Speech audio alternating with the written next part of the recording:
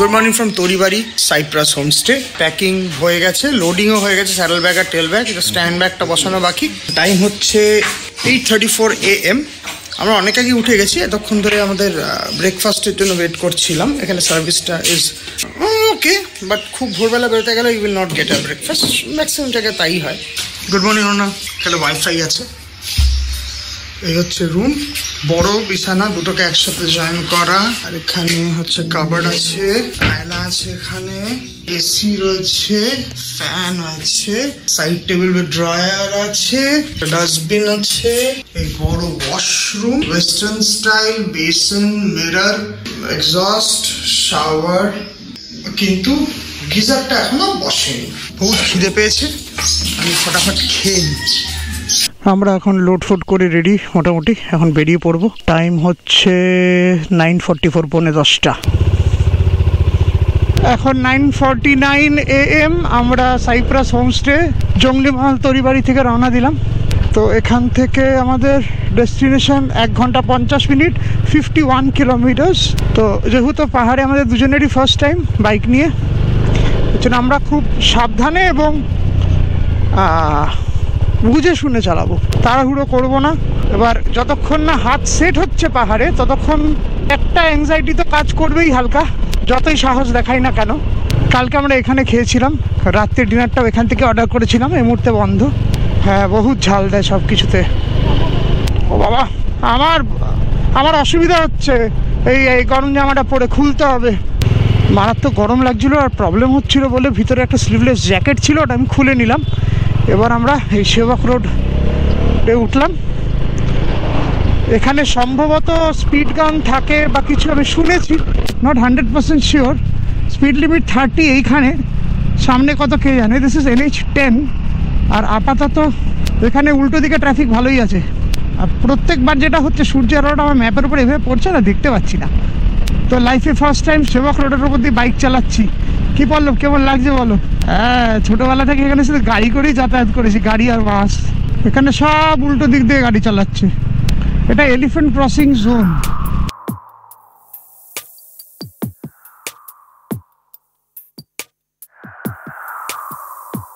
হচ্ছে সেবক রোডে অগ্রসর হওয়ার পর প্রথম পাহাড়ের উকি, বড় বড় গাছ শুরু।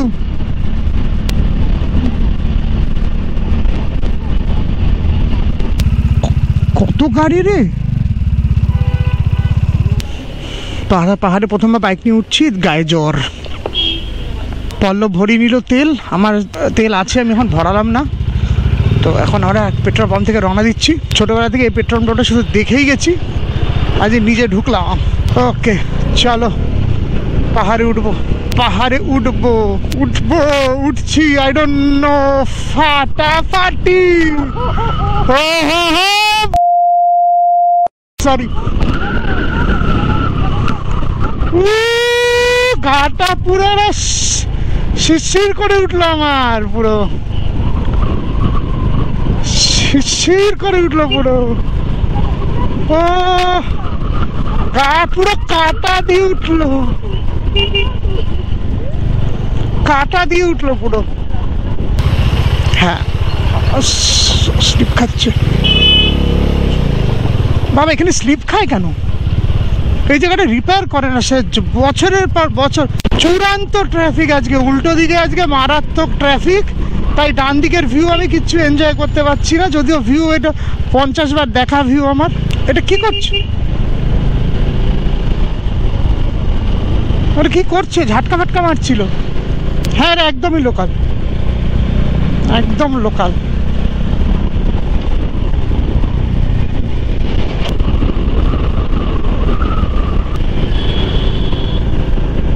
অদ্ভুত একটা ফিলিং হচ্ছে না? আমি এখানে সেকেন্ড গিয়ার থার্ড গিয়ার করতে করতেই যাচ্ছি, কারণ এখনো অবধি সেই কনফিডেন্সটা পাচ্ছি না। কারণ উল্টো দিক থেকে প্রচুর ট্রাফিক, মানে কোনো গ্যারান্টি নেই কখন উল্টো দিক দিয়ে গাড়ি চলে আসবে। বাস আর ট্রাকগুলোকে দেখে মনে হচ্ছে গায়ের উপর চলে এলো বলে। এটা হচ্ছে সেই বিখ্যাত কালী মন্দির, মহাকাল টেম্পল। না, কালী মন্দির এটা মহাকাল টেম্পল, সরি, মহাকাল টেম্পল। যদিও কোনো দিন এখানে পুজো ফুজো কিছুই দিতে উঠিনি আমি, মানে আমি পুজো টুজো করি না আমি, কিন্তু এখানে মানে আজকে এই জায়গাটা মনে হলো না শ্যুট করি, তো দারুণ লাগলো ব্যাপারটা। কেউ একটা গায়ে কাটা দিচ্ছে, কেমন লাগছে ভাই। এতবার এসছি পাহাড়ে, এতবার, তাও এই ফিলিংটা না বাপের জন্মে হয়নি বাইরি। করোনেশন ব্রিজ ক্রস করছি না, মানে পাশ দিয়ে যাচ্ছি, তো শ্যুট করতে পারলাম না কারণ মারাত্মক ট্রাফিক। গাড়িটা হঠাৎ করে দাঁড়িয়ে বললো, যেহেতু তিস্তা আমাদের ডান দিকে, এর জন্য তিস্তা শ্যুট করতেই পারছি না।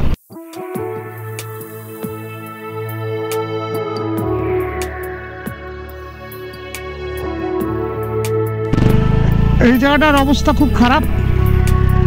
এটা বোধহয় এখানে বোধহয় ল্যান্ডস্লাইড হয়, ওই জন্য কন্ডিশন ঠিক নেই জায়গাটার।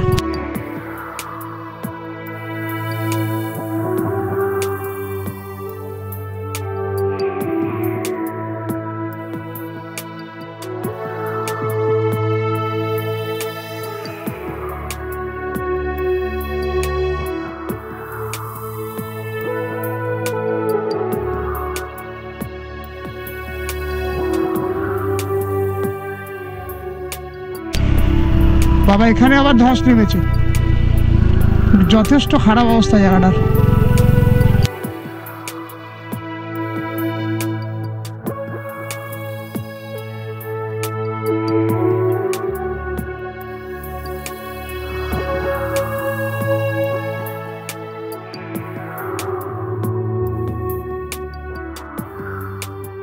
যেহেতু প্রথমবার পাহাড়ে বাইক নিয়ে আসছি, ব্লগ করছি, এর জন্য মানে ক্যামেরা অফ করতে ইচ্ছে করছে না, এত সুন্দর লাগছে রাস্তাটা।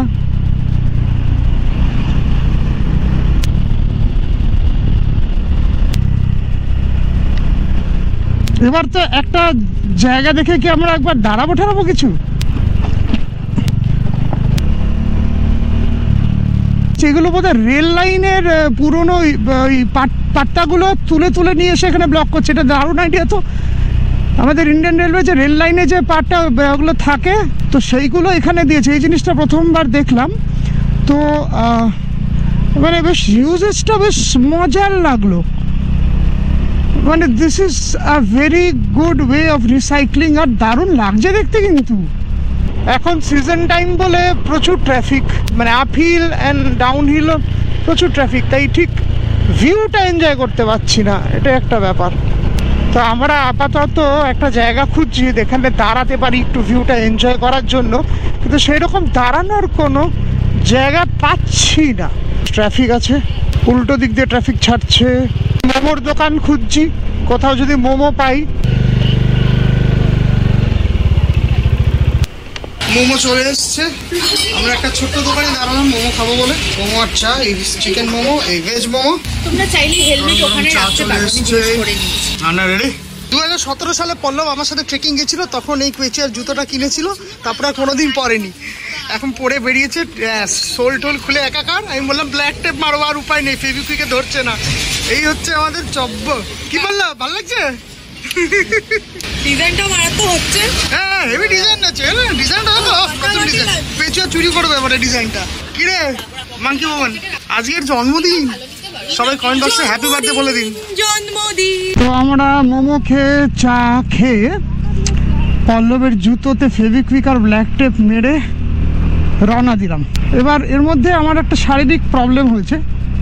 আমার বাড়ি থেকে বেরোনোর সময় কোমরে একটা ব্যথা হচ্ছিল, তারপরে ঘাড়ে একটা ব্যথা শুরু হয়। কোমরে ব্যথাটা বিকজ আমি আগে বাড়িতে মানে কলকাতাতে একটা চোট পেয়েছিলাম, তার জন্য মাসল পুল হয়ে গেছিলো। এবং তারপর নেকে ব্যথা শুরু হয়েছিল ডে 1, যেদিন কলকাতা থেকে রওনা দিলাম, মোটামুটি ওই 70-80 কিলোমিটার চালানোর পর। তারপরে বুঝলাম যে আমি ভিতরে যে গরম জামাটা পরেছিলাম তার জন্য এত মোটা হয়ে গেছিলো, আমার জ্যাকেট ফ্যাকেট এত টাইট হয়ে গেছিলো, ওটা ঘাড়ে একটা চাপ লাগছিল। তো ওই চাপটার জন্যে ঘাড়ে ব্যথাটা শুরু হয়েছিল। তো আমি কোনো গরম জামাই পরতে পারিনি আর বাকি ট্রিপে। ঘাড়ে ব্যথাটা শুরু হলো, আমি তারপরে গরম জামা খুললাম, তারপর থেকে আর প্রবলেম হয়নি।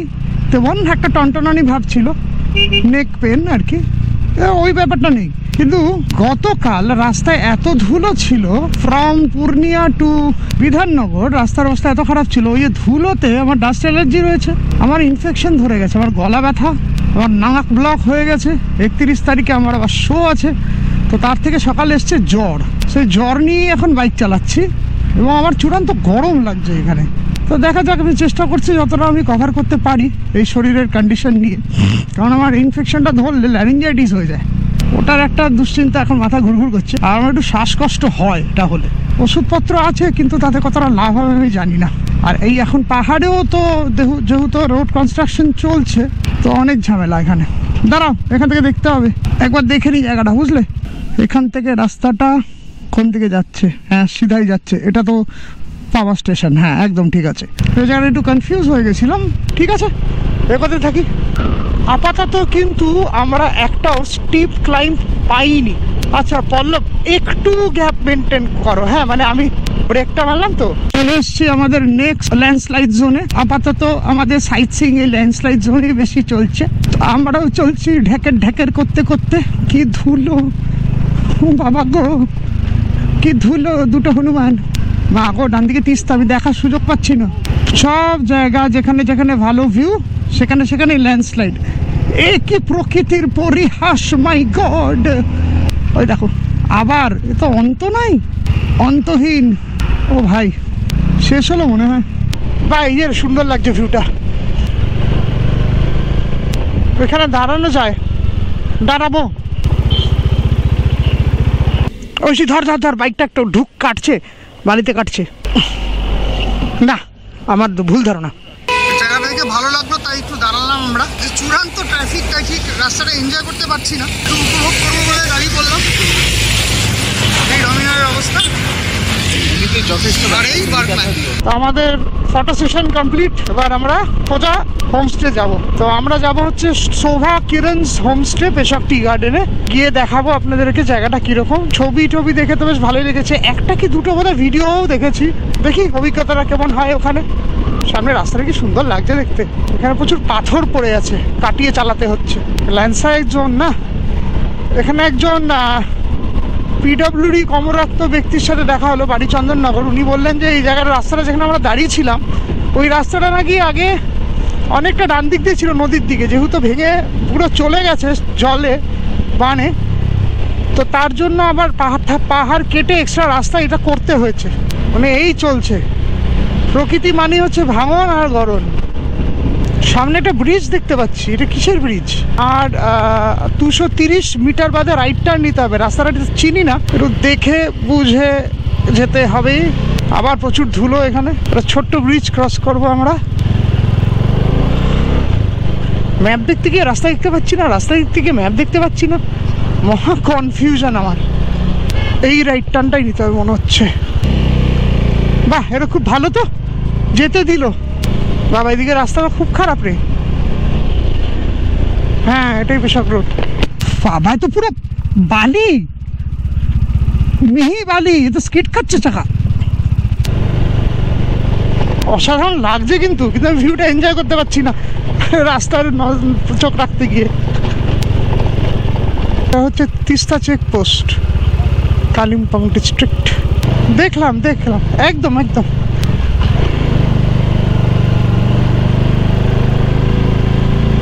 ওই তো স্টিপ ক্লাইম্ব।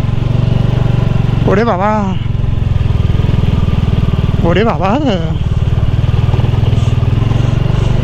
না অসুবিধা হয়নি। এই তো রিভার রাফটিং। এ রাম, তো বিশাল ট্রাফিক। এই তো এখন তিস্তা বাজারের মধ্যে দিয়ে যাচ্ছি। এর আগে রাস্তার অবস্থা খুব খারাপ ছিল এবং মারাত্মক কনজেশন, খুব সরু ধস নামা রাস্তা। পাশে একটা বাড়ি দেখলাম ভেঙেই পড়ে গেছে। তো এখান থেকে আপাতত আমরা বেরোই। এই বোট চাপিয়ে যে গাড়িগুলো যাচ্ছে এগুলোর জন্য মেনলি কনজেশনটা হচ্ছে এখানে, এই রিভার রাফটিংয়ের গাড়িগুলোর জন্য।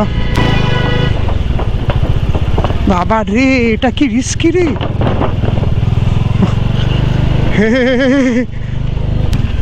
ও, এটাই ওই বেন্ডটা, এটাই হেরপিন বেন্ডটা। এই জায়গাটা গাড়ি আসলে মুশকিল।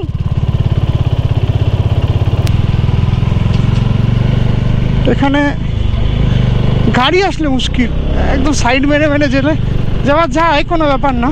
আর এই জায়গাটা ফার্স্ট গিয়ারে রেখে তোলাটাই শ্রেয়।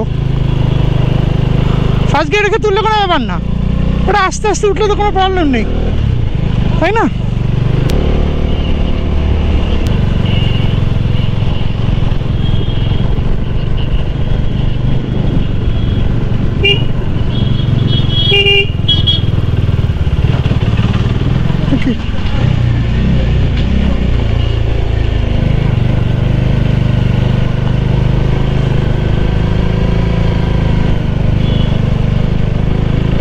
ওকে,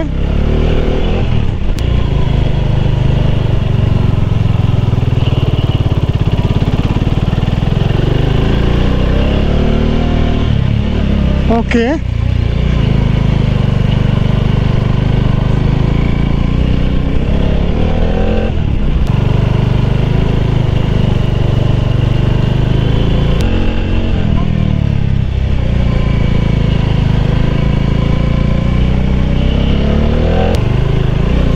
রাস্তা খারাপ আছে।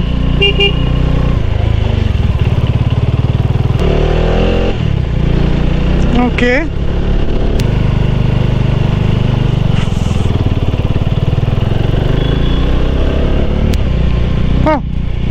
ঠিক আছে।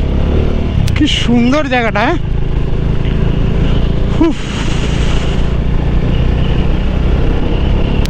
হ্যাঁ, এখানে দাঁড়াবো আমরা সবাই মিলে, এখানে আমরা সবাই মিলে দাঁড়াবো। আমরা এখন ডিসিশন নিয়েছি আমরা এখানে সবাই মিলে দাঁড়াবো। এই জায়গাটা খুব সুন্দর লাগলো বলে দাঁড়িয়ে পড়লাম। এখান থেকে 5.3 কিলোমিটার মতন ডিস্টেন্স আছে পেশকের আমাদের হোমস্টে শোভাকিরণ। এবার আমরা আস্তে ধীরে আবার এগোবো। আর মোটামুটি 2টো মতন বোধহয় হেয়ারপিন বেন্ড দেখতে পাচ্ছি ম্যাপে। ফার্স্ট টাইম এই কার্ভসগুলোতে চালাচ্ছি তো, তাই একটু হাতটা সেট হতে সময় লাগবে। তো আপাতত সব ঠিক আছে। আমাদের ফটো সেশন হয়ে গেল, এখন আবার আফিল উঠছি। আর মোটামুটি হেয়ারপিন বেন্ড বোধহয় 2টো আছে, গেলে বুঝতে পারবো। ও সামনেই আছে হেয়ারপিন বেন্ড, এগুলো নর্মাল।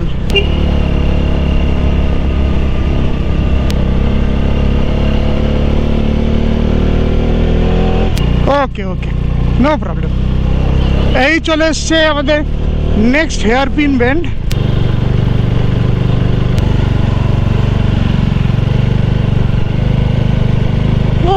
কোনো ব্যাপারই না। এখন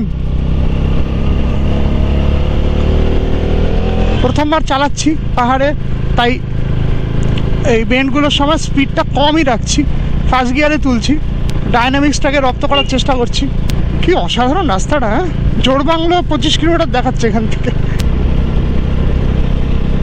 ইন্টারকমে আমাদের যেটা হচ্ছে, মাঝখানে পাহাড় চলে আসলে ডিস্টেন্স হয়ে গেলে আমাদের কানেকশান প্রবলেম হচ্ছে। একটু গিয়ে আরেকটা হেয়ারপিন বেন্ড দেখতে পাচ্ছি ম্যাপে।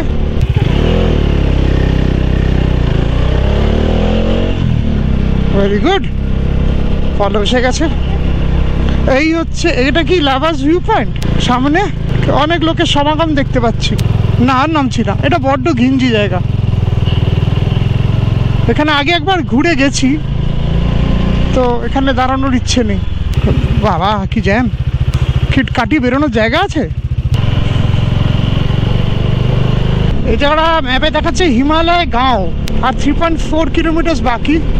সামনের সুমোটার সাথে একটু ডিস্টেন্স মেনটেন করি, তাহলে ভিউটাও এনজয় করতে পারবো, আবার রাস্তায় চালাতে অসুবিধা হবে না।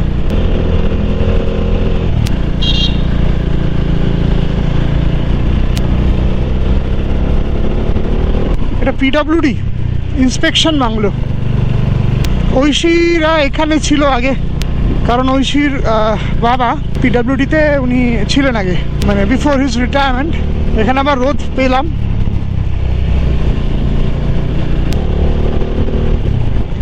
আবার অনেকক্ষণ মধ্যে থার্ড গিয়ার ফেলতে পারলাম।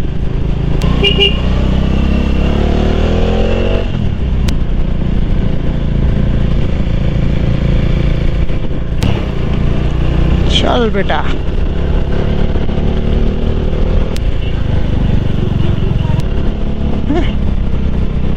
এটা কোথায় এলাম? বেশ জায়গাটা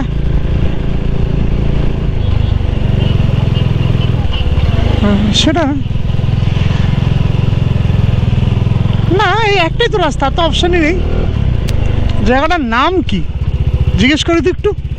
কিছু পেশক, এটাই পেশক টি গার্ডেন, লামাহাটটা এটাই পেশক, এটা Peshok tea garden. Right right right.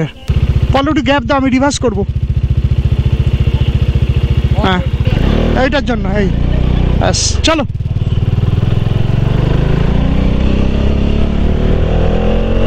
ওরে বাবা চোখে পুরো রোদ, কি অসাধারণ লাগছে। বাদিকটা অনন্যা দেখো, আমি দেখতে পাচ্ছি না। অসাধারণ।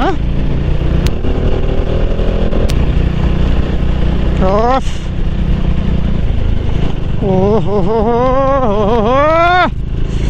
পাগল পাগল, সব শরীর খারাপ যেন ভুলেই গেলাম।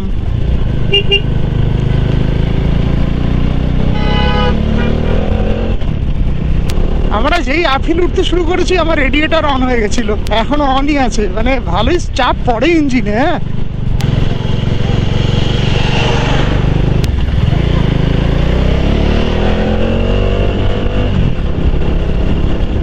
First gear second gear, first gear second gear.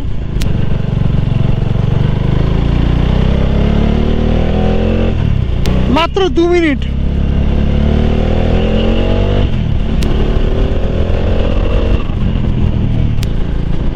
Almost চলে এসছি, প্রায় চলে এসছি। আর 190 মিটার মাত্র। মিস করে যাওয়ার একটা চান্স আছে, কারণ ম্যাপ একটু স্লো চলছে। জিজ্ঞেস করে নি এখানে, দাঁড়াও।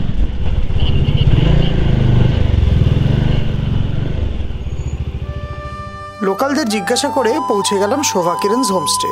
বাইক আর স্কুটার রাখলাম হোমস্টের নিচে একটি স্কুল গ্রাউন্ডের কর্নারে। হোমস্টে ওনার বিশাল রাই অ্যাসিওরিটি দিলেন যে the spot is safe to keep আর 2 হুইলার্স। এই হোমস্টের ইউএসপি হলো এই সামনের খোলা জায়গাটা, সারা দিন ফুরফুরে হাওয়া বইছে। এখন 3টে বাজে, আমরা সব লাগেজ তুলে স্নান টান করে ফ্রেশ ট্রেশ হয়ে এখন বসছি। লাঞ্চে আছে রাইস, আলু ভাজা, পেঁয়াজ, পাঁপড়, সেদ্ধ ডিমের ঝোল, ফুলকপির তরকারি, ডালও আছে। রাইট, খাবার গরম থাকতে থাকতে শুরু করে দিই, খুবই খিদে পেয়েছে। এখন আমাদের ডিনারের টাইম, 9টা বাজে।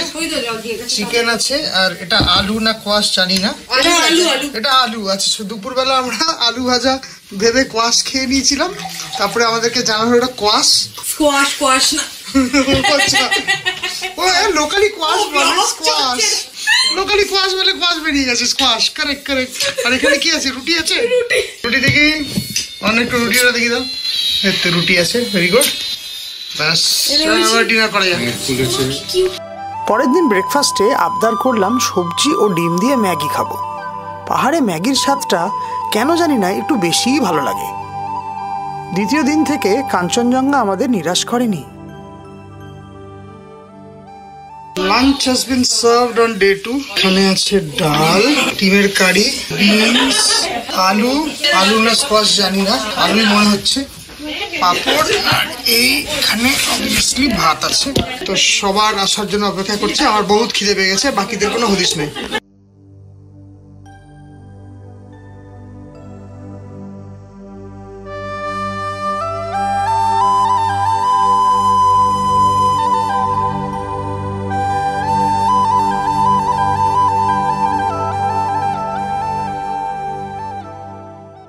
इसमें क्या क्या दिया है? प्याज, बंद गोभी और ऑयल। চলে এসছে আমাদের আজ ইভিনিং এর স্ন্যাক্স, মোমো আর তার সাথে চাটনি। এনারা এখন বানিয়ে দিলেন, দেখি ফ্লেভার কেমন হয়েছে। এখন আমাদের ডিনার হবে রাত 9টা, ফ্রাইড রাইস, আর এখানে আছে হচ্ছে টাটা chilli chicken. Candle light dinner হবে এখন আমাদের। क्या बात। পেশকের তৃতীয় দিন আমাদের সাথে কিছু অপ্রিয় ঘটে, বিস্তারিত নিয়ে ফিরবো আমাদের পরবর্তী ব্লগে। এই সুন্দর সূর্যোদয় দেখিয়ে এই ব্লগটি এখানেই শেষ করছি। শোভা কিরণস হোমস্টের রুম অ্যান্ড ডিটেলস জানতে দেখতে হবে episode number 4। Till then, goodbye everyone.